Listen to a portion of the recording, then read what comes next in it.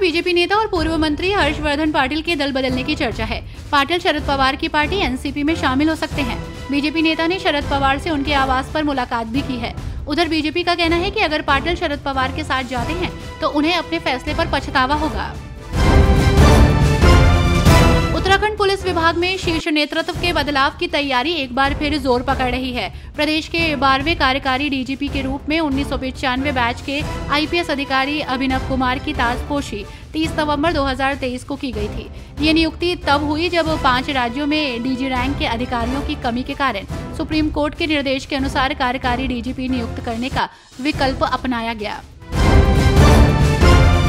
चतुर्थ केदार रुद्रनाथ मंदिर के कपाट बंद होने की तिथि घोषित कर दी गई है।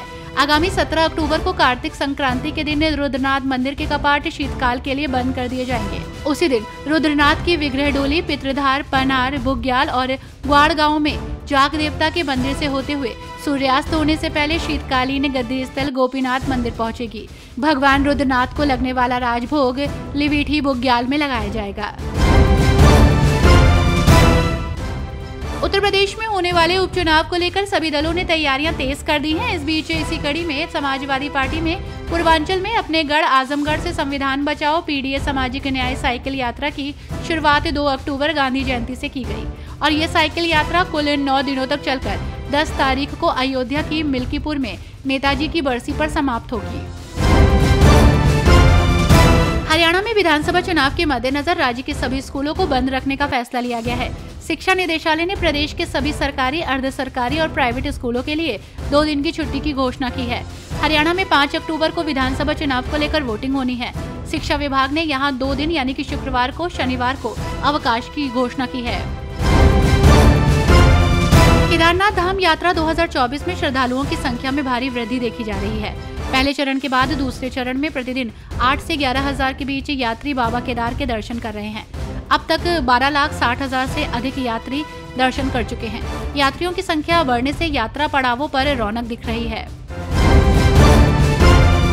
बिहार में बाढ़ को लेकर परेशानी बढ़ गई है। अब बेतिया जिले में बाढ़ और जल जमाव के कारण कई प्रखंडों में स्कूल बंद कर दिए गए हैं। जिला शिक्षा कार्यालय ने 10 प्रखंडों के 87 स्कूलों को 6 अक्टूबर तक बंद करने का आदेश दिया।